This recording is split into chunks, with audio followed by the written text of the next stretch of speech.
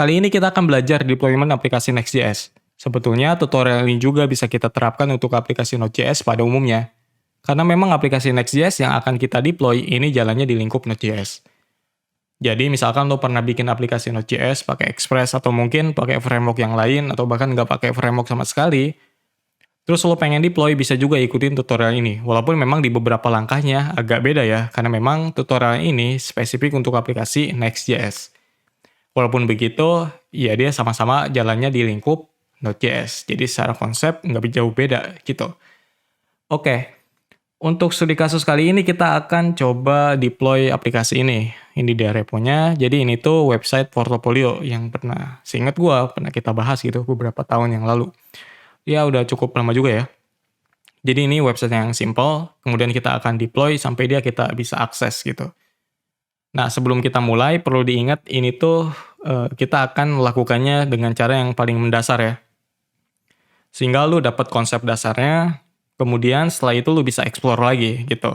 Untuk kasus-kasus yang lebih spesifik, misalkan lu pengen automatic deployment, atau mungkin lu pengen integrate sama CI/CD segala macam, ya itu kita nggak cakup di sini gitu. Jadi kita akan bahasnya secara mendasar, oke? Nah, untuk itu kita perlu sebuah server. Di sini kita bisa menggunakan layanan dari Bisnet.geo. Nah, di sini juga ada produk, compute, hosting, storage, dan juga yang lainnya. Jadi kita akan bikin server dulu di Bisnet.geo ini, kemudian kita dapat servernya, lalu kita akan setup dari awal. Karena kan servernya kosong ya. Kita akan setup beberapa hal yang kita butuhkan, mulai dari web server, kemudian Node.js-nya juga, sampai kita bikin environment-nya. Nah, setelah itu baru kita bisa melakukan deployment. Karena faktanya, proses deployment-nya itu cukup simpel sih sebenarnya kalau kita lihat gitu. Yang agak butuh usaha itu justru setup infrastrukturnya. Kita bikin servernya, kita setup ini itu, kemudian supaya bisa jalan si project Next.js-nya itu. Nah, itu yang butuh effort gitu kan. Jadi itu yang benar-benar kita lakukan dulu di awal. Kemudian ketika deployment-nya itu nggak begitu susah karena memang untuk mendeploy aplikasi Next.js ini khususnya, ya kita kalau misalkan pakai Git gitu, kita push aja ke Git, kemudian kita clone di server, kemudian kita build, ya udah kita tinggal jalanin aja pakai web servernya gitu, pakai Nginx misalkan. Jadi ya cukup simple. Nah, untuk itu lo perlu bikin akun dulu di sini. Di sini lo bisa pergi ke portal, kemudian ada bagian register. Karena gue udah bikin akun, ya lo bikin akun aja sendiri di sini. Pakai nama lo, kemudian email, sampai bikin akunnya gitu. Karena di sini juga perlu aktivasi email. Ketika udah selesai, tinggal pergi ke login. Nah, di situ kita bisa mulai bikin server gitu. Oke, gue udah masuk dashboard atau portal. Di sini kita akan bikin server. Pertama lo klik Quick Create, kemudian pilih Neolite. Di sini ada beberapa info yang perlu kita isi ya. Pertama ada service name, kita bisa isi nama project, nama server, atau ya nama lu sendiri juga boleh. Gini misalkan. Kemudian region yang kita bisa pilih West Java, di sini ada West Java ya. Kita pilih, kemudian Neolite flavor. Jadi ini tuh spesifikasi ya. Ada XS1.1, 2.1, SS2.1, SS2.2, dan lain sebagainya. Masing-masing dari sini, itu ada spesifikasinya, detailnya di bawah tuh. XS1.1 misalkan, dia RAM-nya 1 GB, SS2.1 dia RAM-nya 2 GB gitu. Nah, jadi simpelnya, lu bisa lihat aplikasi yang lo bikin atau yang mau lo deploy. Kalau misalkan aplikasinya simple, kayak hasil dari tutorial kan, note taking app atau to-do list, 1 GB harusnya cukup gitu. Nah, kalau misalkan aplikasinya lebih gede lagi, berarti kan sumber daya yang dibutuhkan juga lebih gede. Yang ngikutin si aplikasinya, kuatnya harus dijalanin dengan sumber daya berapa giga RAM misalkan. Nah, tapi kalau kita lihat lagi ke dasar, kita bisa pilih yang basic dulu gitu, atau pilih yang paling dasar yaitu 1 GB. Jadi ketika kita pakai 1 GB, kemudian kita deploy, dan misalkan aplikasinya berkembang gitu kan, berkembang, kemudian banyak request, kemudian juga pengunjungnya banyak, dan kita mungkin deploy beberapa service yang lain. Nah, kita mungkin dari situ bisa lihat lagi kebutuhannya, berapa resource yang kita butuhkan lagi. Nah, dari situ juga kita bisa resize atau kita bisa scale. Yang awalnya 1 GB jadi 2 GB misalkan, atau mungkin dari 2 GB menjadi 4 GB, atau mungkin lebih dari 8 GB. Nah, sesuai dengan kebutuhan kan. Jadi lihat kondisinya. Nah, kita bisa melakukan itu. Nah, untuk itu kita bisa pilih yang 1 giga dengan produk atau flavornya itu XS 1.1.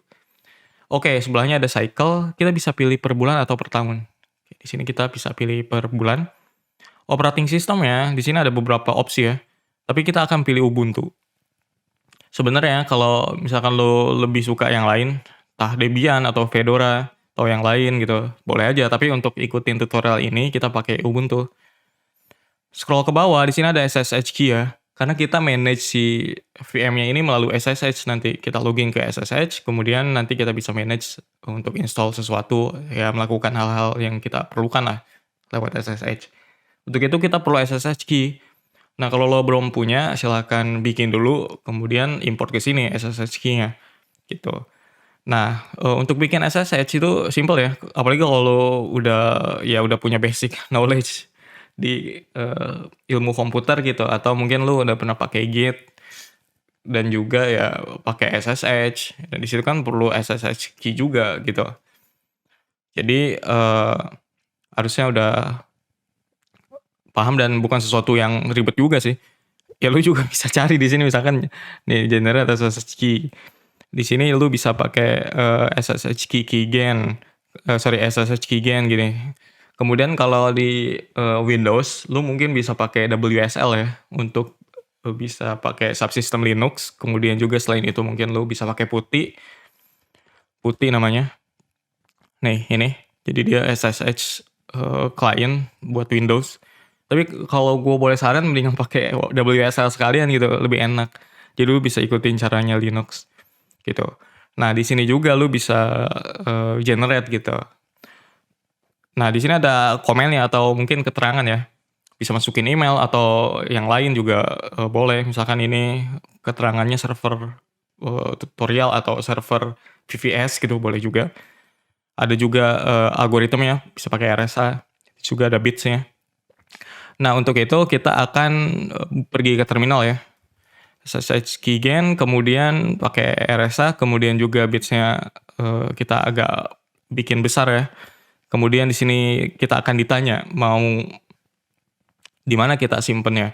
Karena gue udah punya key yang default ini, ID RSA, dan ini yang gue pakai juga untuk kebutuhan yang umum.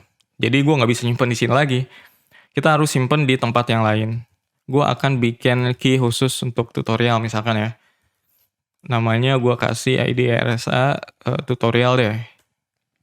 Nah, di sini ada passphrase. Jadi passphrase ini akan kita isi boleh dan juga bisa kita kosongin. Kalau kita isi nanti ketika kita mau pakai key-nya, kita akan ditanya lagi passphrase-nya. Gitu. Secara dangkal lu bisa anggap ini password sih. Gitu. Secara dangkal ya. Nah, kemudian di sini kita udah bikin sehingga kita udah bisa pakai nih si public key-nya. Jadi yang akan kita import di sini public ya.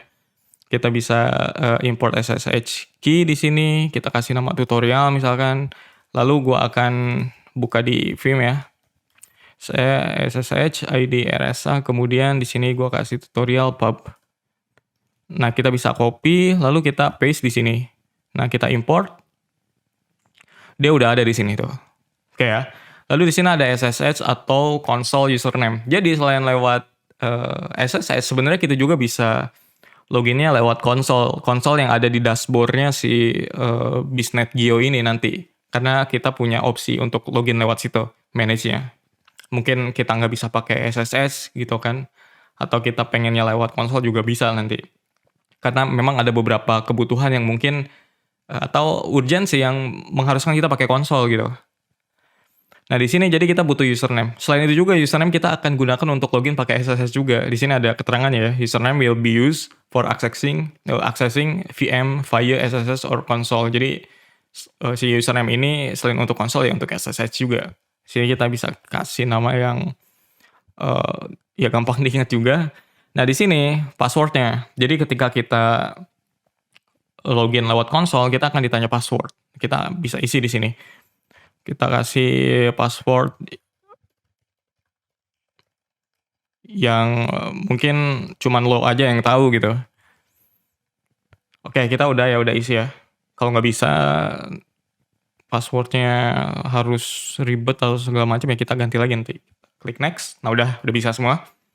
Oke, di sini bagian pembayaran ya atau detailsnya. Di sini lo bisa lihat detailsnya, harganya, kemudian juga di sini ada billing cycle-nya.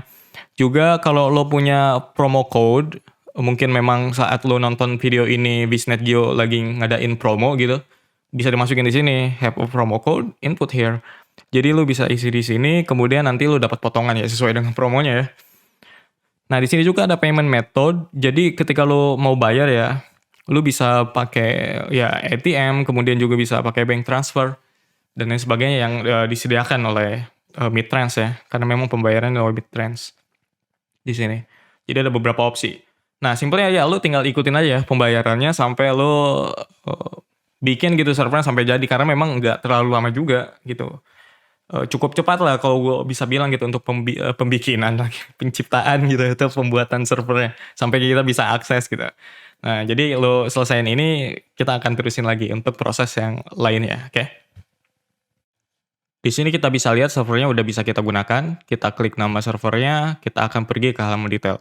Di halaman ini ada beberapa informasi yang bisa kita lihat. Ada building information, juga SSH access, juga ada console access. Di atas ini ada beberapa tombol juga yang bisa kita gunakan. Kalau kita mau akses servernya lewat konsol, kita bisa buka konsol tersebut pakai tombol ini, open console. Kemudian juga ada tombol resize, juga ada tombol delete. Nah, kalau kita mau memperbesar resource-nya atau mengupgrade gitu resource-nya, kita bisa pilih tombol resize ini. Juga ada beberapa ini tombol kendali ya, ada restart, ada pause, ada juga stop. Kita akan pergi ke sini, ke bagian bawah ya ada SSH access. Nah, di sini kita bisa gunakan detailnya. Username-nya sesuai dengan yang kita input, no file. Di sini key pair-nya ini SSH key yang kita import sebelumnya pada saat kita bikin server. Nah, di sini ada IP public yang dimana kita gunakan untuk login juga. Oke, kita akan pergi ke terminal, kita akan gunakan SSH kliennya, kemudian kita login pakai username dan juga public IP. Nah, kemudian kita paste. Di sini ada permission denied, karena kita harus specify ya, kita harus tentuin gitu key-nya yang akan kita gunakan untuk login. Kita bisa pakai min-i, kemudian SSH, kemudian juga ya ini udah ada ya.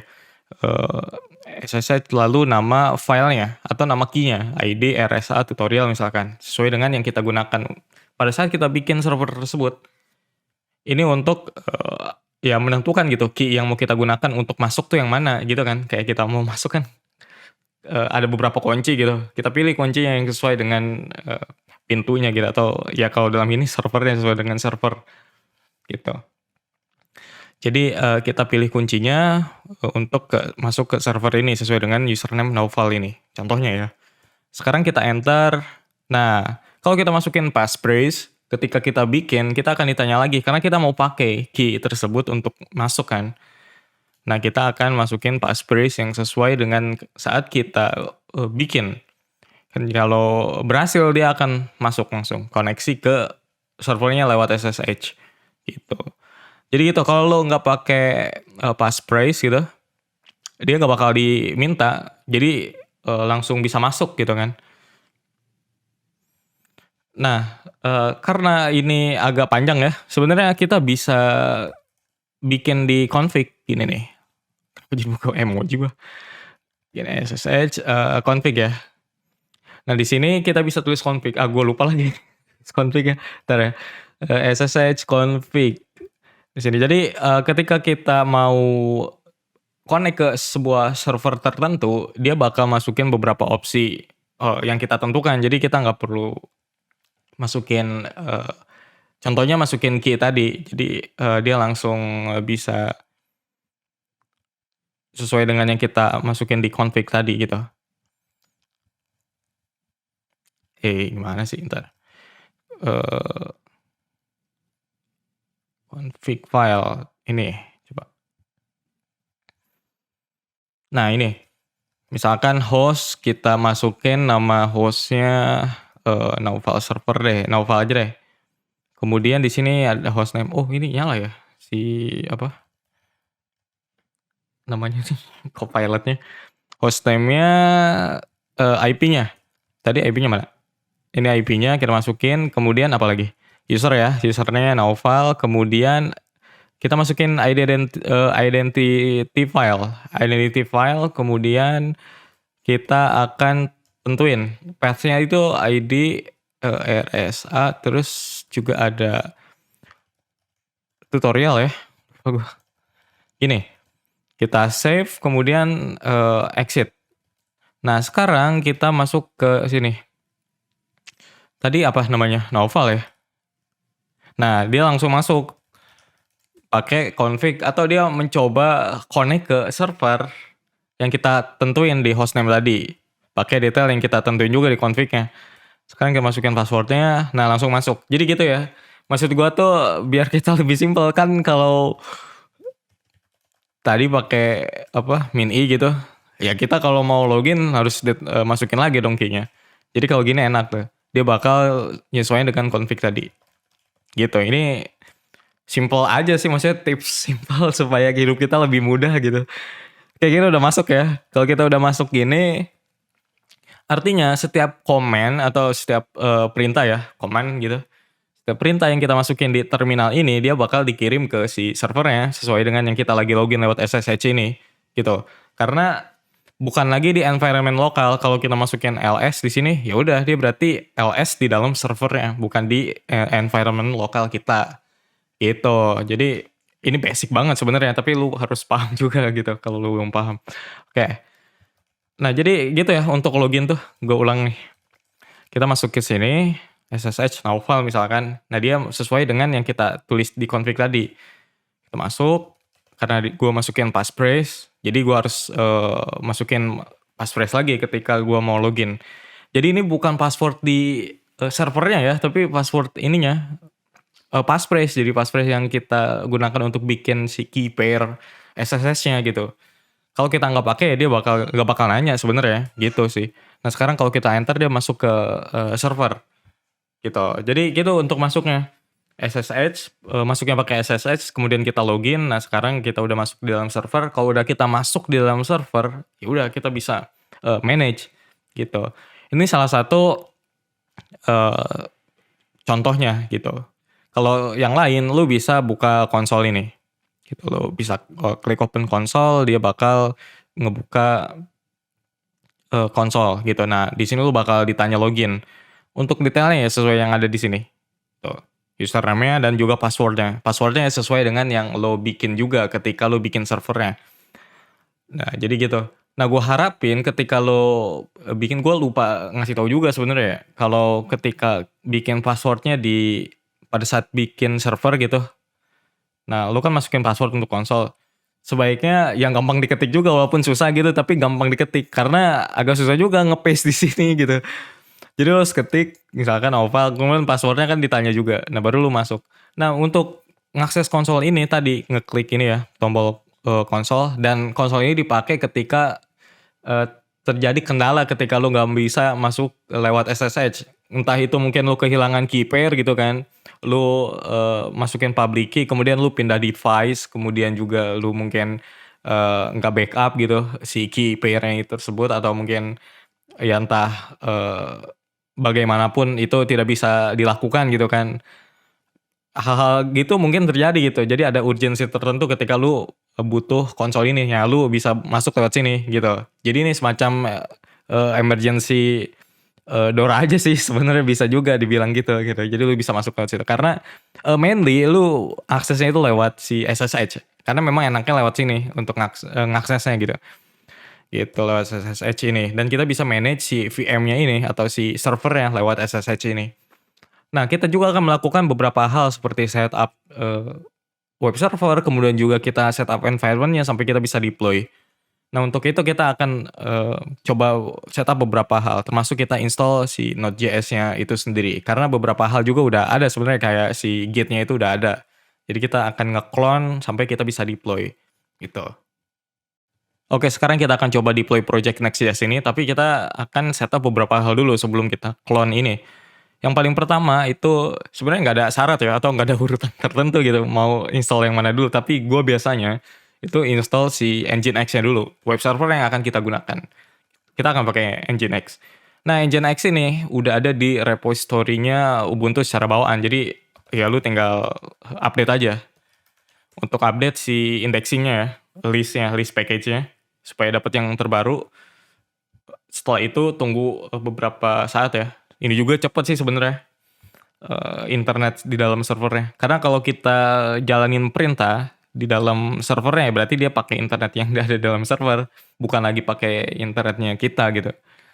Internet kita dipakai untuk connect ke servernya. Tunggu sampai selesai. Nah, ini udah selesai. Kita install si Nginx-nya. Simple pakai apt. Apt ini package manager ya atau package system ya. Apt Ubuntu. Nah, package manajemennya si yang dipakai Ubuntu gitu. Kalau di distro lain ya mungkin beda lagi gitu. Ada YAM ya. YAM package manager, manajemen. Ada juga yang lain gitu. Nah, kemudian untuk install kayak gini. Sudo apt install nginx. Di sini kita tunggu dan biasanya dia nanya kayak gini, do you want to continue? Oke, kita mau melanjutkan. Atau kita pengen install ini. Tunggu sampai proses installnya selesai ya. Ya cukup beberapa saat aja sih sebenarnya. Dan biasanya dia juga udah jalanin ini ya. Oke aja. Kita langsung tab aja, oke. Nggak ada yang mau kita restart sebenarnya. Nah, biasanya juga dia jalanin servisnya langsung. Jadi kita akan cek pakai sistem ctl ya. Status Nginx. Tuh, dia udah jalan. Jadi dia udah jalan atau pakai service. Nah, jadi dia udah jalan ya. Aktif tuh, udah running. Kalau udah running artinya ya dia biasanya udah punya default block server di port 80 yang dimana biasanya dia nge-serve folder HTML di dalam var www.html ini. Nah, di sini ada file index bawaan. Yang dimana index bawaan ini akan di-serve ketika kita akses port 80 tersebut. Nah, untuk itu kita bisa aksesnya pakai IP. Harusnya bisa, gini. Kalau nggak di-block, harusnya nggak di-block juga. Gue ngapain define gitu ya, udah ada kan. Gue tadi ngapain begini ya, kan bawaan 80. Nah dia udah ada tuh. Jadi di sini udah ada halaman welcome to Nginx. Di sini dia nge-serve halaman index ini. Kalau kita buka halaman index ini, dia isinya sama tuh, welcome to Nginx. Kalau kita ganti isinya maksudnya, kita pakai sudo ya. Karena kalau enggak dia bakal readable doang. Read only maksudnya, bukan readable, read only doang. Kita save sekarang. Nah, dia hilang tuh. Ada yang berubah kan. Nah, ini untuk meyakinkan aja bahwa dia benar-benar nge-serve file yang gua tunjukin tadi, yang ada di sini. Nah, itu proof-nya. Jadi dia bakal berubah kalau kita ubah. Nah, karena memang dia nge-serve file ini. Nah, jadi kalau kita taruh file di sini, dia bakal bisa di-serve juga pakai port 80 tadi. Itu kenapa biasanya kalau project PHP gitu, kita bikin project PHP bisa ditaruh di sini juga. Kemudian kita bikin blok servernya di folder sini. Ini konfigurasi Nginx-nya ada di sini semua. Nah, di sini kemudian juga kita biasanya bikin server block di dalam sini. Available. Nah, di sini. Nah, kita bikin satu server block untuk satu project biasanya. Kemudian kalau projectnya PHP, kita juga butuh si FastCGI misalkan atau PHP FVM-nya untuk ngeproses request. Jadi ketika request masuk ke si web server, ke Nginx, si Nginx tahu cara ngeproses file tersebut gitu, pakai FVM misalkan. Nah, habis itu responnya dikembalikan ke si klien, yaitu dalam hal ini browser. Nah, kita bisa lihat di sini ada konfigurasi bawaannya default. Nah, di sini kan dia listennya 80 tuh, port 80, kemudian di sini juga konfigurasi bawaan. Nah, kita bisa lihat juga di sini foldernya root, dia nge-serve var www.html sesuai dengan file yang kita buka tadi, yaitu yang ini nih, file ini. Dia kan ada di dalam folder ini. Gitu. Nah, di sini juga ada block location dan lain sebagainya. Jadi ini defaultnya. Nah, biasanya gue nge-copy ini untuk bikin server block yang lain. Gitu, ini bawaannya. Konfigurasi yang lain juga lu bisa cek di sini, ada di Nginx conf. Nah, di sini dia. Ada ya. Nah, itu. Jadi ini konfigurasi si Nginx-nya. Sekarang kita bisa mulai bikin environment deployment-nya, tapi kita akan clone dulu. Sebelum itu kita bisa bikin folder. Nah, karena HTML ini foldernya aksesibel, kadang alasan ini gue pakai juga.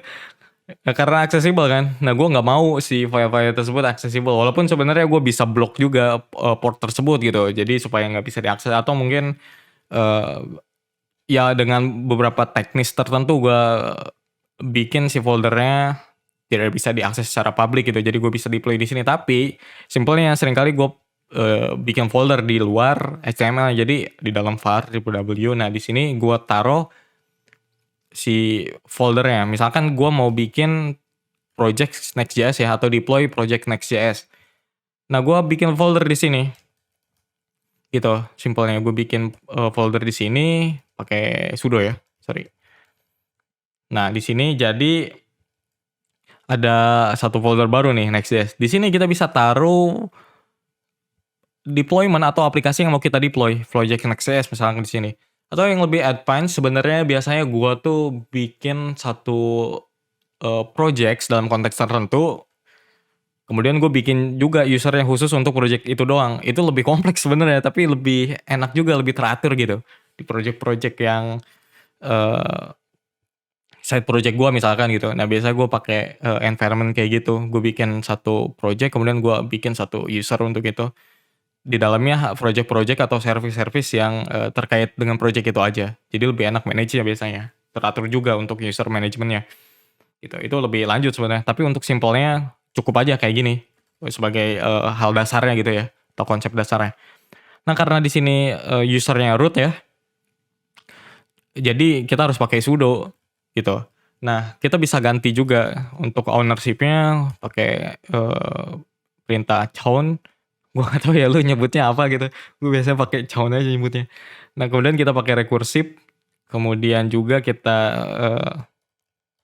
spesifik kasih kita tentuin usernya yang mau kita atur untuk folder Next.js ini. Jadi dia pakai variable user ya, supaya ngambil user saat ini gitu. Nah, kalau udah kita LL lagi, sekarang usernya si folder tersebut ownership-nya sesuai dengan yang lagi login sekarang. Jadi kalau kita melakukan sesuatu yang nggak usah pakai sudo gitu, sesuai dengan si ini ya, si ownership yang lagi login ini, sorry usernya tuh maksudnya, yaitu Naufal ini. Oke, setelah itu kita bisa clone, git clone, kemudian karena ini open source ya, jadi simple aja, kita bisa langsung clone. Kalau misalkan projectnya private, mungkin lu masukin password gitu. Ada dua cara kan sebenarnya, lu bisa lewat HTTPS, itu biasanya lu ditanya password, atau mungkin lu bisa pakai key pair juga, jadi lu bisa generate si SSH key juga di server ini. Kemudian si public key-nya lu import ke project repository tersebut yang ada di internal lu, yang private tadi gitu. Konsepnya mirip kan pakai sama-sama SSH ya. Jadi ya sama sebenarnya gitu. Walaupun mungkin di dalam komennya atau di keterangannya lu masukin email gitu untuk sebagai indikator bahwa itu lu gitu. Jadi bisa kayak gitu. Tapi untuk simpelnya karena ini projectnya open source ya simple aja, kita bisa nge-clone secara bebas gitu tanpa ada proses otorisasi tertentu. Nah, kita udah masukin atau kita udah clone ya satu projectnya. Di sini kita bisa ganti namanya biar lebih pendek. Kita ganti jadi landing aja deh atau website ya. Nah, jadi lebih pendek kan enak. Nah, udah sampai ini atau udah sampai sini kita udah bisa masuk ke sini. Kemudian kita install dulu Node.js-nya karena kan dia harus diinstal ya beberapa dependencies-nya gitu. Kalau kita bisa lihat di sini kan ada beberapa si Next-nya, si React-nya, kemudian ada Asas juga, ada React DOM. Jadi ini perlu di-install dependencies-nya, dan install dependencies-nya ini kan dia jalannya di dalam sorry, gue nggak batuk. Jadi si dependencies-nya ini jalannya di environment node, kemudian juga kita butuh si npm juga untuk install yarn-nya, kita akan pakai yarn gitu, karena di sini juga udah ada log-nya kan, dia pakai yarn di sini, jadi kita bisa pakai yarn. Dan abis itu kita bisa build gitu. Oke, saatnya kita install Node.js-nya. Di sini kita akan pakai FNM. Jadi FNM ini Fast and Simple Node.js Version Manager.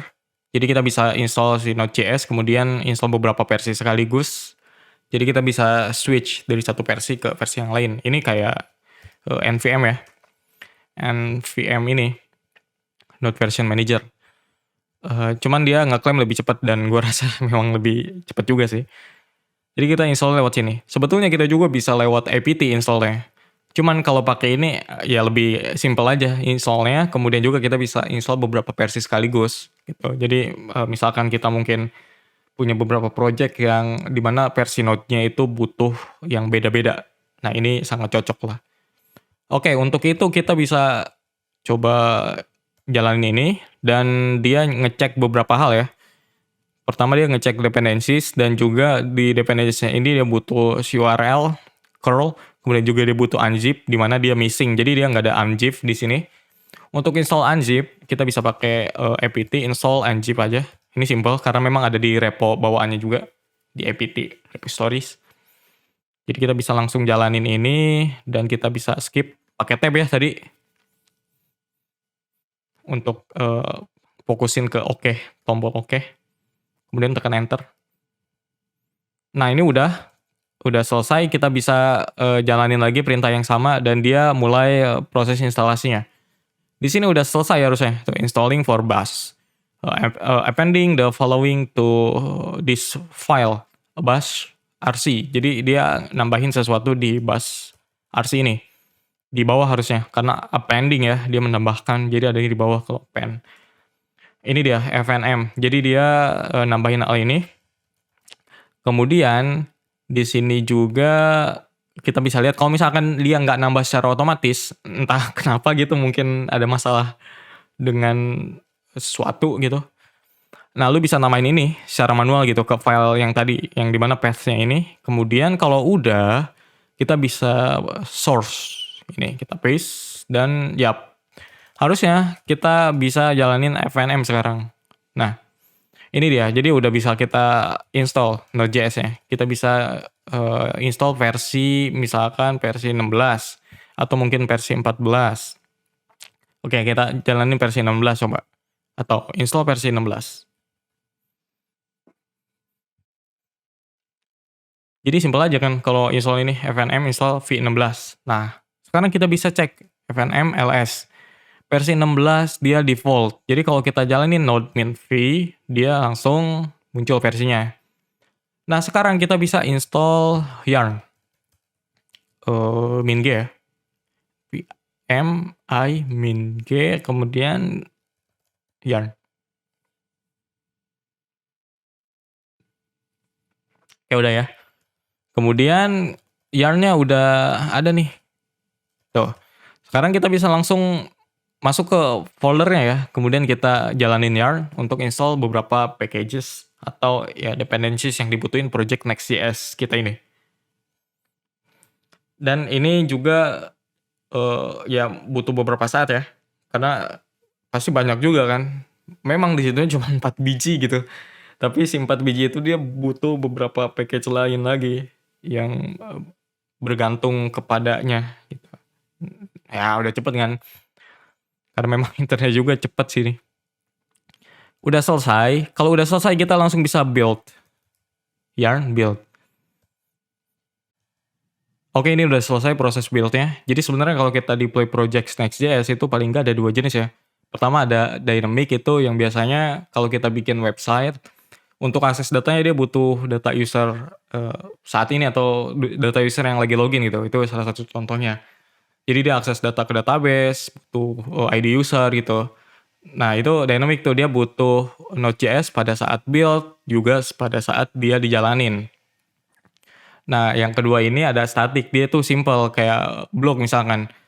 Jadi walaupun dia butuh data ke database, tapi dia bisa dilakukannya pada saat build time. Nah ketika dijalanin dia bakal jalannya itu sebagai file static aja, kayak HTML, CSS, JavaScript, dan semacamnya. Itu kenapa ya lu bisa deploy-nya ke static file hosting. Itu simple aja tuh. Nah, si landing page ini juga bisa dibilang statik juga karena dia bisa diekspor ke file statik gitu. Tapi dalam kasus ini kita akan coba jalinnya di runtime Node.js supaya lu juga bisa gunakan cara ini untuk kasus-kasus yang lebih spesifik lagi di project lu yang dimana yang lebih kompleks gitu. Gitu kan. Jadi lu bikin project yang dynamic, website apa, bikin e-commerce atau bikin apa sosial media mungkin atau mungkin bikin hal-hal yang lebih kompleks lagi yang dimana akses datanya dynamic, butuh runtime Node.js. Nah, bisa juga kan. Jadi kita belajarnya pakai cara itu gitu walaupun si project ini bisa kita deploy sebagai static file gitu. Gue perlu jelasin itu juga. Gitu ya. Nah, kita udah berhasil ya build ini. Ini cepat karena memang projectnya juga simple dan juga ya servernya juga kenceng gitu. Jadi itu kombinasi yang sangat apik gitu untuk deployment yang cukup cepat. Nah, di sini juga kita udah selesai gitu kan build-nya. Nah, untuk itu kita bisa jalanin yarn start. Start ini untuk jalanin server si Next.js-nya. Karena kita udah build ya. Jadi ada dev, ada start. Kalau dev itu kan untuk development, kalau start ini untuk production. Jadi kita udah bisa jalanin di port 3000. Karena ini walaupun localhost ya. Localhost ini ya localhost-nya dia gitu. Si servernya bukan localhost-nya environment lokal kita. Jadi kita bisa jalanin di sini 3000. Nah, kayak gini contohnya. Jadi sebenarnya kita udah bisa deploy project Next.js-nya sampai sini aja gitu. Tapi kan pada kasus yang lebih konkret kita nggak mungkin ngasih user itu IP kayak gini, IP public gitu, apalagi pakai port gitu kan. Ini sangat tidak friendly gitu. Itu kenapa ada yang namanya domain. Jadi kita perlu domain, kemudian kita akan setup si a record-nya gitu di dalam DNS-nya. Kemudian kita pointing ke IP public ini. Walaupun sebenarnya pada kasus yang lebih konkret itu orang pakai layanan kayak Cloudflare untuk manage DNS-nya, jadi nggak direct kita manage di dalam si domain registernya gitu. Jadi kita bisa pakai layanan semacam itu, tapi untuk konsep dasarnya kita bisa melakukan hal yang paling simple aja gitu. Nah, itu juga belum selesai sampai situ. Kita perlu setup si web servernya sehingga ketika kita pointing ke servernya, si servernya tahu cara nge-handle hal tersebut gitu. Sehingga dia bakal bisa nge-serve si website ini ketika kita aksesnya menggunakan domain atau mungkin pakai subdomain dalam hal ini gitu. Oke, gue ada di halaman DNS Manager domain gue dan mungkin tampilannya agak beda ya dengan tampilan DNS Manager domain lu gitu. Tapi yang pasti ada tombol add record harusnya. Di sini kita bisa nambah record dan kita bisa pakai domain atau subdomain. Kalau misalkan lu punya domain dan belum pernah dipakai, ya bisa lah pakai domainnya gitu. Nah, kalau misalkan udah kayak gue punya domain nav.al gitu dan itu udah dipakai domain utamanya untuk website pribadi. Jadi untuk contoh ini gue akan pakai subdomain. Kita akan pilih a record di sini, kemudian name ya kita kasih website contohnya. Kemudian titik L-nya defaultnya segini. Kemudian address-nya kita bisa salin dari sini. Gitu. Nah, oke, kita bisa confirm.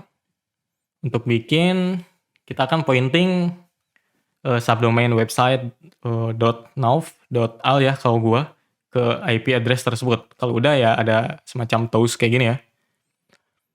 Oke, sekarang kita akan pergi ke terminal lagi. Di sini kita kill. Kemudian kita pergi ke konfigurasinya. Ctrl C ya, by the way, untuk nge-kill. Kemudian kita pergi ke konfigurasi Nginx. Di sini kita bisa pergi ke path ini ya, etc Nginx sets available. Di sini ada satu file konfigurasi bawaan default. Jadi ini tuh defaultnya dari Nginx yang dimana dia listennya port 80 dan dia serve folder ini var /w html. Jadi ini dia. Ya, ini udah jelasin di awal kan. Jadi ini konfigurasi bawaan dan default sama aja sebenarnya bawaan dan kita bisa gunakan ini sebagai contoh sih gitu. Dan sebenarnya konfigurasi ini simple, yang banyak itu justru komentar ya, karena kan bawaan juga bisa dipelajari lewat komentar ini juga kan gitu. Nah, biasanya gue copy ini kemudian ya gue hapus-hapusin komennya karena memang gue nggak begitu hafal juga konfigurasi Nginx ini ya. Itu kenapa gue sering bolak-balik dokumentasi Nginx gitu untuk baca-baca, karena kan Nggak setiap hari gue nulis konfigurasi Nginx gitu. Nggak setiap hari gue bikin server baru gitu kan, beberapa bulan sekali gitu baru bikin gitu kira-kira. Nah sekarang kita akan bikin sebuah server block baru di satu file yang baru juga. Jadi kita akan bikin satu file konfigurasi Nginx di mana dia bakal serve satu project Next.js kita, dan kita akan bikin semacam namanya itu reverse proxy. Jadi kita bikin reverse proxy ini nanti ketika ada request dari contohnya dari browser ke domain tersebut yang kita bikin atau subdomain tadi, dia akan ke server kita kan di pointingnya, kemudian akan diterima oleh Nginx, kemudian di konfigurasi tersebut kita forward lagi, kita terusin requestnya ke server di mana Next.js itu berada. Karena kan servernya jalan di port 3000 kan. Nah, gimana caranya kita forward ke aplikasi Next.js yang jalannya di port 3000 tadi. Gitu. Nah, itu gunanya kita bikin reverse proxy di Nginx ini. Kita akan bikin pakai Vim ya. Namanya bisa pakai nama subdomainnya. Gue biasa bikin kayak gini supaya gampang nyarinya gitu. Kayak gini kemudian enter. Nah, karena ini pakai Vim ya. Mungkin lu belum pernah pakai dan mungkin bingung juga. Untuk ngetik, nulis gitu, tekan I dulu, insert tuh. Di sini ada mode insertnya. Gue bisa aja pakai nano, cuman gue nggak bisa, nggak apa gitu caranya. Pakai nano, jadi gue pakai Vim. Kalau pakai nano bisa ya oke boleh. Ya kan jadi gue bisa aja gitu, gue buka nano. Tapi gue nggak bisa nanti, nggak bisa ininya, nggak terlalu paham gitu. Jadi biasa pakai Vim. Dan di sini lu bisa tulis server ya, kayak gini. Kemudian di sini juga tulis lagi. Nah ini kan indentasinya atau shift width-nya itu terlalu lebar ya. Lu bisa tekan escape untuk balik ke mode normal dan ketik titik 2 dan ketik set spasi shift width sama dengan 2. Nah kita hapus dan buat lagi kayak gini. Gitu ya. Jadi enter dan kita tulis kayak gini. Jangan dulu location, kita bikin listen dulu, listen 80, listen ke port 80, lalu di sini kita kasih server name-nya, nama domainnya tadi website naup.al. Kita pakai subdomain ya. Kemudian di sini location, kita akan ngehandle ini path-nya itu slash, jadi di path tersebut. Kemudian di sini kita tulis proxy pass. Nah ini yang penting. Jadi kita akan forward request-nya ke app di mana si Next.js-nya berada, yaitu di localhost 3000 kan. Jadi kita udah nih kayak gini, kita save, kemudian kita keluarnya itu atau save-nya itu tekan titik 2, escape dulu gitu. Escape dulu titik 2, lalu mana sih?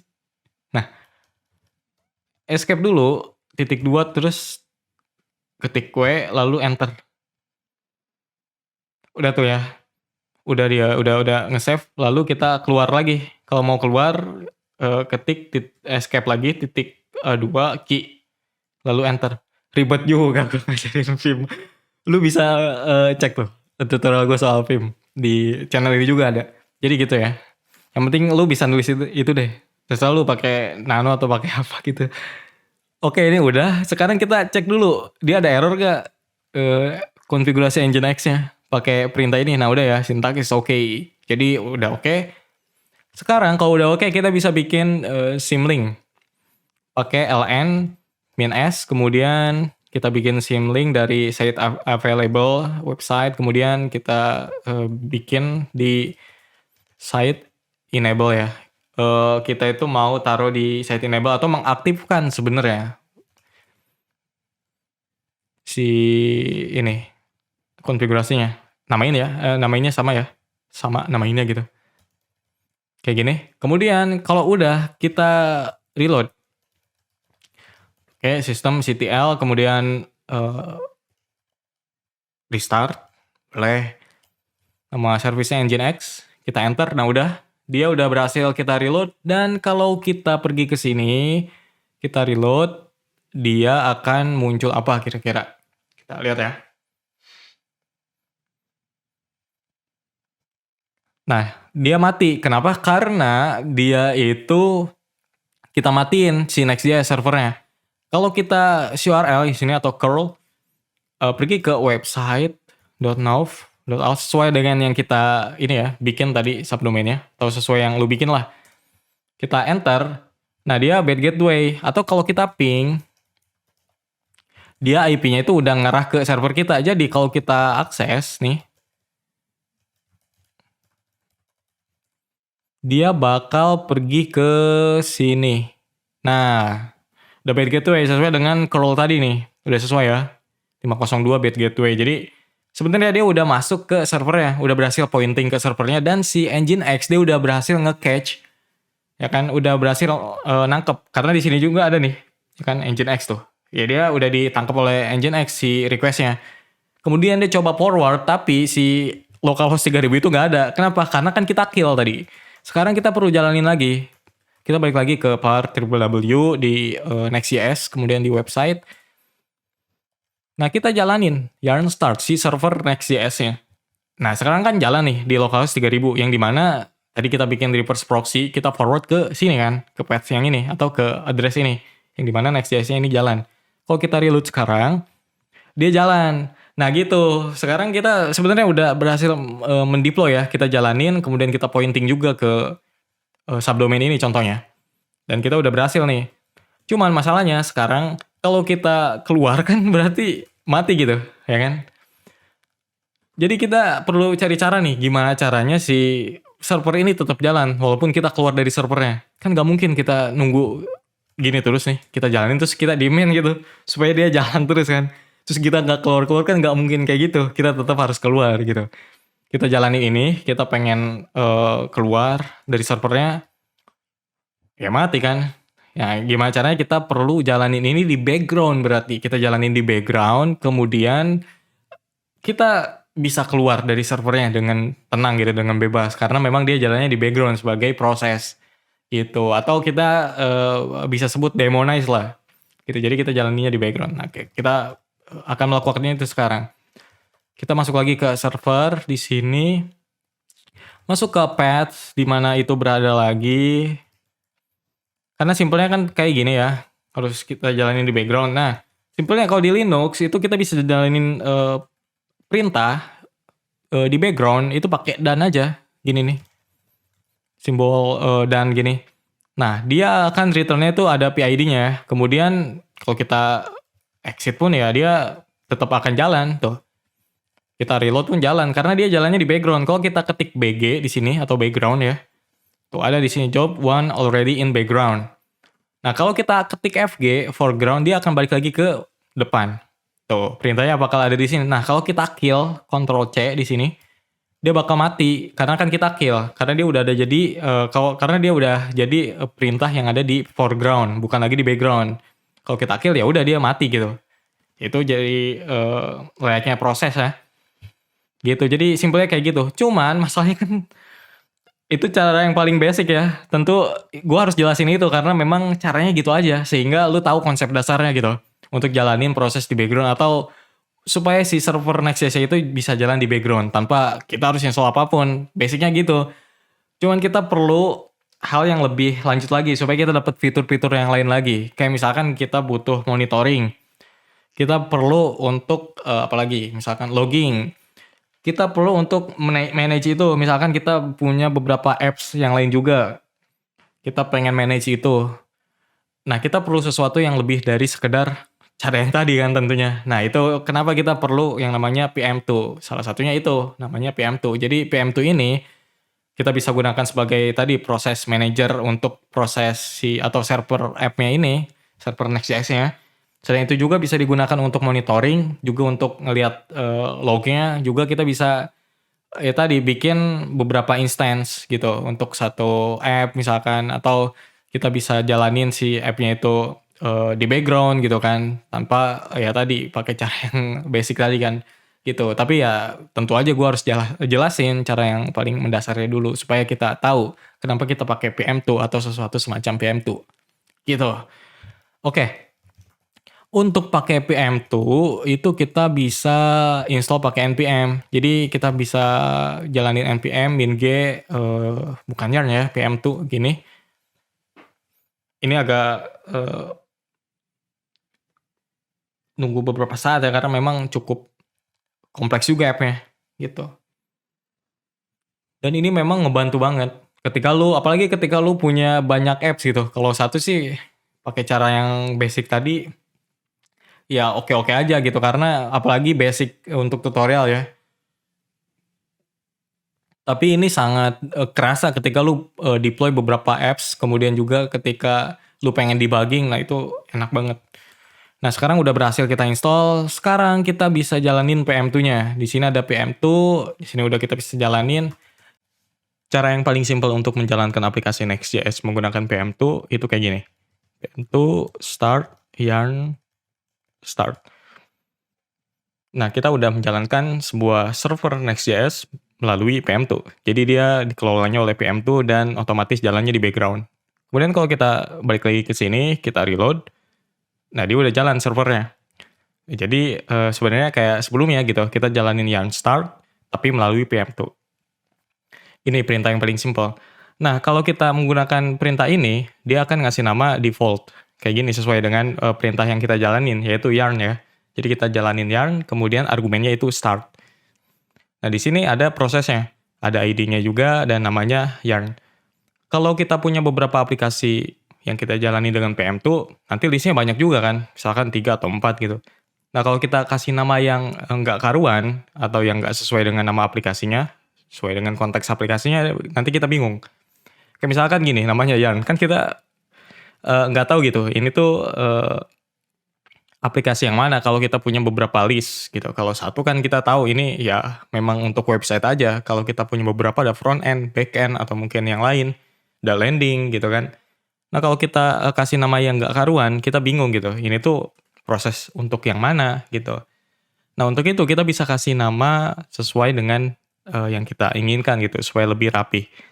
Oke, kita bisa delete proses yang ini pakai PM2 delete 0. 0 itu ID yang kita bisa lihat di sini. Nah, kalau kita balik lagi ke sini, dia mati ya servernya karena kita delete. Sekarang kita pakai perintah ini. Yarn, name, website, misalkan namanya, start. Sama kayak sebelumnya sebenarnya, cuman kita tambahin option name di sini. Kalau kita enter, baru kita bisa lihat di sini namanya sesuai dengan yang kita input. Ini sama aja sebenarnya, cuman kita kasih nama yang lebih ya kontekstual lah gitu. Kalau kita reload sekarang dia nyala lagi gitu. Oke, jadi ini cara yang paling simpel ya untuk jalanin perintah PM2 gitu, atau cara yang paling simpel untuk jalanin server Next.js menggunakan PM2. Sesuai yang gue bilang, jadi dengan PM2 ini kita bisa jalanin prosesnya di background, itu udah otomatis, kemudian juga kita bisa kelola gitu, kayak kita pengen restart, kita pengen kayak tadi delete gitu, kita pengen stop, kita pengen melakukan sesuatu kayak monitoring, pengen kita cek lognya, itu bisa. Contohnya kita pengen stop. Kalau kita pengen stop, kita bisa kayak gini, stop ya, bukan start. Stop, kita kasih ID 0, karena kita bisa lihat di sini 0 ya. Nah, dia udah stop statusnya. Kalau kita reload di sini, dia mati. Kalau kita pengen start, kita juga bisa kasih nama di sini, ketimbang ID, kayak gini, website. Kita enter. Nah, jadi kita bisa menggunakan ID juga menggunakan website. Walaupun kita seringnya, menggunakan ID atau menggunakan nama ya. Walaupun kita seringnya pakai ID karena mungkin lebih gampang diketik ya, lebih pendek juga kan, lebih ringkas gitu, cuma 1 digit. Tapi menggunakan nama yang relevan atau yang kontekstual kayak gini, itu membantu kita untuk tahu gitu bahwa proses itu untuk apa gitu. Jadi pertama kita lihat dulu listnya. Ada beberapa misalkan kan, contohnya di sini ada satu, oh ini untuk website karena ada namanya website. Nah, untuk mengelolanya atau untuk melakukan operasinya, kita bisa pakai ID gitu kan. Kita di sini lihat namanya, lalu dilihat ID-nya berapa gitu. Biasanya jadi lebih gampang gitu. Nah, kalau kita reload lagi di sini, dia jalan lagi. Karena kan kita start. Selain itu kita juga bisa reload di sini kan website gitu. Atau kita bisa show website. Jadi kita bisa lihat detailnya. detail dari si prosesnya gitu. Ada Node.js version-nya, kemudian juga path-nya di mana, dan informasi yang lainnya gitu. Oke, kita clear. Nah, selain itu juga sesuai dengan yang gua bilang, kita juga bisa melakukan monitoring. Kayak gini gitu kan. Di sini ada logs-nya, kemudian juga di sini ada informasi metrics, kemudian juga ada yang lainnya. Nah, kalau kita punya beberapa proses, di sini nanti ada beberapa juga sesuai dengan yang kita punya. Karena kita cuma punya satu ya, jadi di sini cuma ada satu. Gitu. Nanti di sini juga ada logs-nya. Gitu. Ini untuk melakukan monitoring. Ini cocok ya kalau kita atau yang ngebantu gitu untuk kita melakukan debugging salah satunya.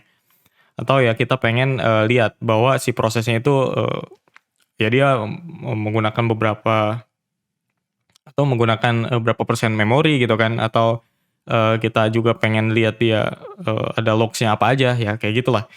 Kemudian selain itu kita bisa quit ya, Ctrl C tuh. Kemudian selain itu juga kita bisa cek logs-nya doang kayak gini. PM2 log website. Ini kita bisa lihat proses dari log dari prosesnya si website yang tadi tuh. Yang kita punya, yang barusan kita jalanin ya. Jadi kayak gini, ini kan logs-nya sesuai dengan yang kita lihat juga sebelumnya ketika kita menjalankan yarn start itu kan. Cuman sekarang lognya bisa kita lihat di si PM tuh. Gitu. Ini ya membantu juga untuk debugging gitu ketika kita bikin aplikasi yang cukup kompleks, kemudian si aplikasinya mungkin crash gitu. Kemudian kita nggak tahu dia errornya kenapa, dan kita bisa lihat juga di logs-nya gitu. Jadi logging itu penting juga kan untuk aplikasi, jadi kita bisa tahu debugging-nya, untuk debugging maksudnya, kemudian kita bisa tahu kenapa gitu, atau si aplikasinya itu ada di state apa, biasanya gitu. Jadi lebih enak untuk kita melakukan investigasi terhadap si aplikasi tersebut. Gitu ya. Ini PM2. Jadi itu kenapa kita pakai tools semacam PM2 ketimbang ya tadi, simpelnya kan kita bisa kayak gini ya. Ini cara yang paling basic, kita perlu tahu dulu gitu bahwa ada cara yang paling basic sehingga kita jangan terburu-buru bergantung pada sebuah tools pihak ketiga gitu. Kita tahu fundamentalnya kan jadi bagus gitu. Kemudian juga kita tahu konsepnya bahwa oh ternyata memang itu tuh sebenarnya tujuannya untuk jalan di background gitu. Jadi itu cukup gitu perintah tersebut. Nah, kita pengen hal yang lebih dari itu gitu. Kita pengen ada monitoring ya, kemudian kita juga pengen bisa lihat logs, kita pengen bisa melakukan operasi kayak stop, start, kita pengen bisa reload gitu dengan ya fitur-fitur yang lainnya juga gitu. Jadi itu kenapa kita menggunakan tools-tools semacam PM2 sehingga kita bisa lebih appreciate, juga kita bisa tahu alasannya kenapa gitu.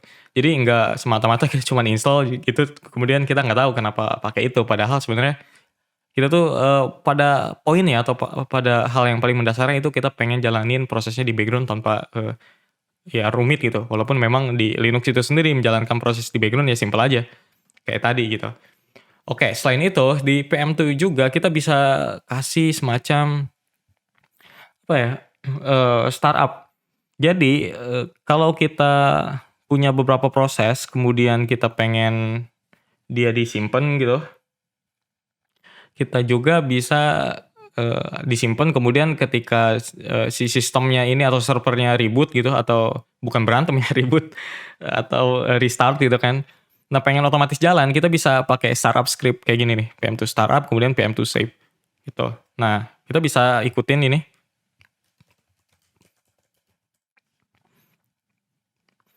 Nah, copy paste the following command. Jadi to set up the startup script, copy paste the following command. Jadi kita jalanin perintah ini ya.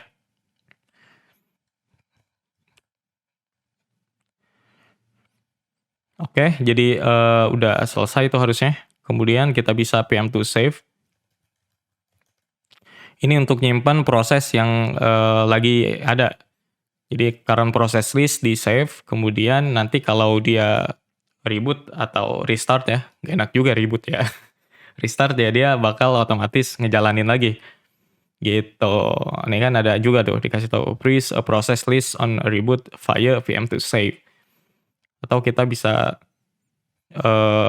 ngehapus gitu startup scriptnya tuh, remove init script via VM2 bla bla bla. Kemudian ya gitu. Jadi ini ngebantu banget, ketika kita pengen si si servernya ini otomatis ngejalanin proses-proses PM2 yang kita punya sekarang. Karena kalau kita punya beberapa proses atau paling nggak satu nih, ketika restart kita nggak usah, masuk ke servernya gitu. Jadi biar dia jalan sendiri gitu kan enak, daripada kita harus, jalanin. Walaupun ya simpel ya. Tapi kalau kita punya aplikasinya banyak gitu, kita jalanin satu-satu, itu kan repot. Nah selain itu, cara jalanin aplikasi Next.js gitu, atau cara jalanin, eee, s Node.js sebenarnya pada dasarnya gitu, bukan si Next.js doang. Karena memang ini PM2 tuh proses manajernya untuk, Node.js. Karena kan si Next.js yang kita jalanin ini kan lingkupnya Node.js gitu, atau jalannya di lingkup, Node.js. Jadi, ya ini untuk, bisa untuk si Next.js juga PM2 gitu. Nah, Eee, karena kita sebelumnya pakai cara yang paling dasar gitu, langsung pakai perintah, inline lah kita bisa bilang begitu. Nah selain itu juga kita bisa bikin ecosystem file, kayak gini. Jadi kalau lu mau bikin, atau mau jalanin sebuah aplikasi Node.js, kayak si Next.js ini salah satunya gitu, servernya contohnya. Nah, lewat file itu bisa kayak gini caranya.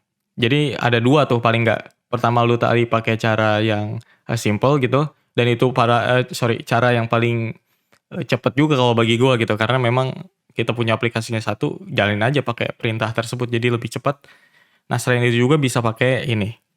Kalau pakai file ini, cukup ngebantu ketika lu punya beberapa aplikasi yang perlu dijalanin gitu. Jadi, bisa pertama juga bisa lebih terdokumentasi kan, kemudian juga bisa, bisa di-copy juga nanti si file ini untuk, ya project yang lain gitu. Ya ini bisa pakai cara ini juga, ini lebih, dibilang ya lebih terdokumentasi lah gitu. Tapi untuk kasus ini cocok, aja pakai cara yang sebelumnya atau, cukup pakai cara yang, sebelumnya gitu, pakai perintah langsung, gitu ya. Nah untuk selebihnya lu bisa baca-baca lagi untuk dokumentasinya si PM2 ini. Selain itu, nah sekarang kalau misalkan si project-nya ada update gimana? Dan kan kita deploy pertama doang ya, nih udah jalan gitu. Kalau misalkan project-nya ada update gitu, kita push lagi ke Git, kemudian kita, pengen pull update-nya, itu simple aja. Kita pertama pull dulu gitu, dari si Git-nya, dari provider-nya gitu, atau dari, sumber di mana source code itu berada, kan pakai git pull ya. Nah ini kebenaran memang nggak ada update. Jadi, anggap aja ini ada update gitu, kita pertama git pull dulu, setelah git pull kan, changes-nya tuh udah di-pull di source code yang ini ya, di code base yang sekarang nih, yang ada di server. Kemudian, kita perlu build lagi. Jadi untuk, ngupdate si build-nya, production-nya si Next.js ini, kita build lagi, kemudian kita tunggu sampai selesai gitu. Nah kemudian setelah itu kita, eee eee, bisa jalanin lagi nih PM2 atau kita clear dulu ya, karena ini udah selesai ya. PM2 reload, website gitu.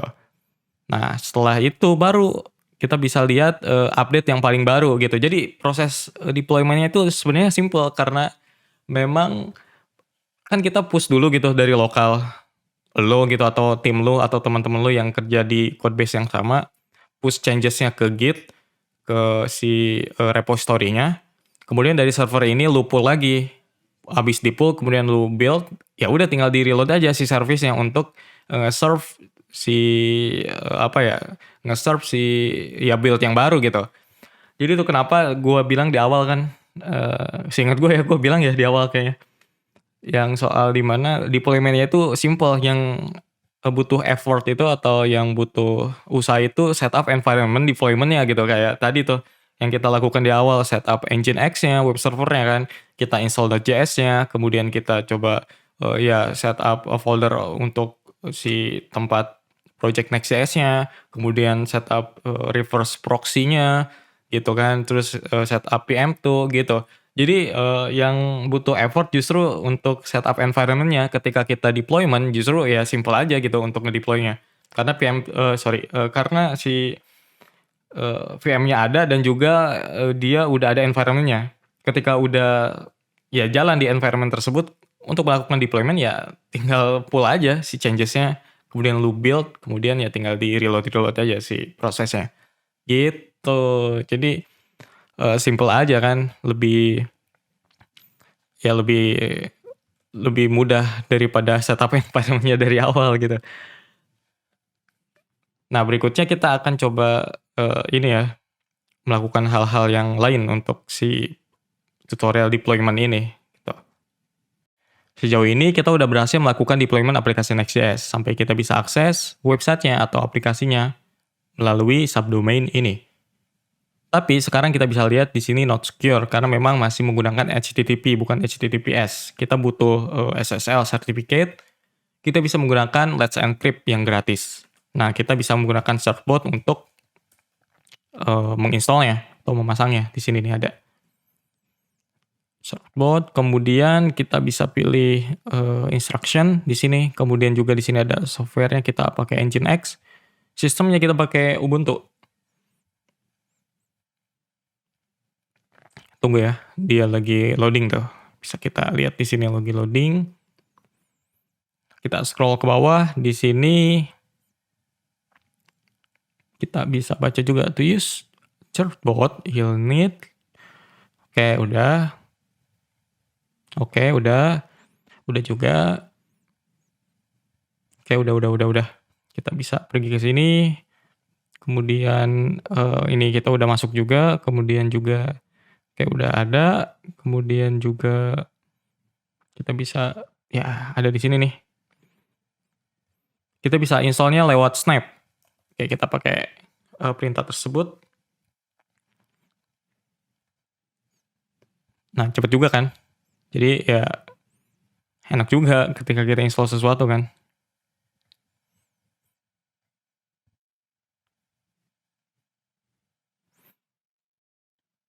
Oke, sekarang kita jalanin ini. Supaya kita bisa pakai si Certbot-nya. Nah, di sini baru kita bisa mulai generate certificate. Gini, Certbot, Nginx, kemudian min_d. Nah, di sini kita kasih domain ya yang mau kita kasih certificate. Tadi kan config-nya ini ya, website.nav.al gitu.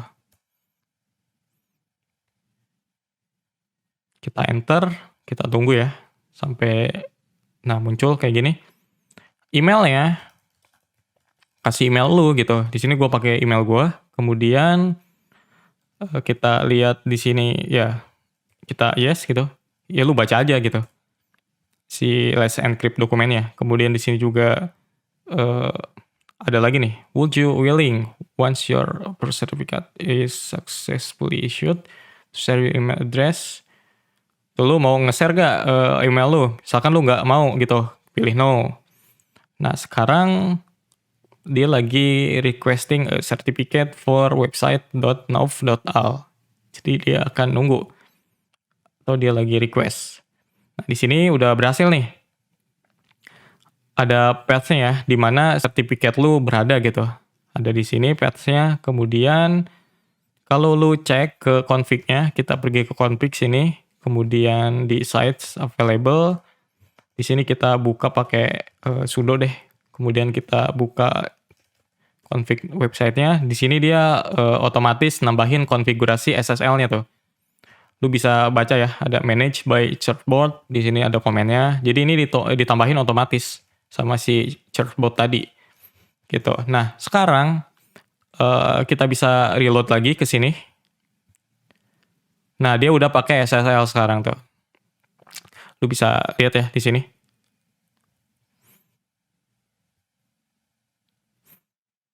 Tuh, ada issued by Let's Encrypt. Di sini dia pakai Let's Encrypt. Kemudian, itu dia. Jadi lebih simple. Kita pakai tools Certbot untuk generate sertifikatnya dan kita udah berhasil membuat si HTTP-nya jadi HTTPS. Jadi dia bisa lebih aman juga dan pastinya lebih keren gitu. Ada gambar gemboknya. Gitu ya. Ini kita udah berhasil. Simple banget gitu. Bayangin lu melakukan ini di mungkin 20 tahun yang lalu gitu. Dan ini udah simple banget, ada di dokumentasinya juga gitu. Lu bisa baca di sini, kemudian install si toolnya, kemudian juga ya tinggal jalanin kayak tadi perintahnya, kemudian tunggu beberapa saat sampai jadi gitu. Nah, kalau misalkan lu punya project lain juga ingin dikasih SSL certificate gitu, bisa ikutin aja tadi langkah-langkah yang sebelumnya lu lakukan gitu sampai berhasil. Gitu ya. Oke, sekarang kita akan mengatur lalu lintas jaringan dengan menyiapkan firewall, sehingga kita bisa mengatur secara eksplisit koneksi apa saja yang boleh atau ditolak, yang masuk ataupun keluar dari server. Sebagai contoh, kita akan menolak semua koneksi yang masuk ke server, kecuali yang kita izinkan secara eksplisit. Kayak misalkan kita mau melakukan koneksi ke server melalui SSH, atau kita mengakses port 80 yang digunakan oleh web server. Itu contohnya tuh. Nah, itu kita izinkan karena kita tentukan secara eksplisit bahwa itu diizinkan. Di luar dari itu dia akan ditolak. Gitu. Jadi defaultnya itu ditolak kecuali yang diizinkan. Simpelnya kayak gitu. Nah, kalau keluar dari server, kayak kita misalkan mau akses internet gitu kan salah satunya. Nah, itu diizinkan semua tuh. Gitu. Nah, kita akan melakukannya itu dengan utilitas Linux yang namanya Uncomplicated Firewall atau UFW kalau disingkat. Nah, termasuk juga kita akan menutup port 3000 ini. Jadi kan kita menjalankan server Next.js ya, dia jalannya di port 3000 dan kita bisa mengaksesnya langsung kayak gini. Karena dia jalan saat ini gitu.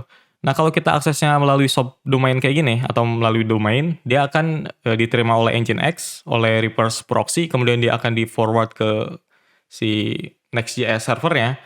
Nah, baru kita bisa melihat tampilan kayak gini, gitu. Nah, kalau kita aksesnya melalui port kayak gini, dia langsung akses secara direct ke si Next.js servernya, gitu, tanpa lewat reverse proxy.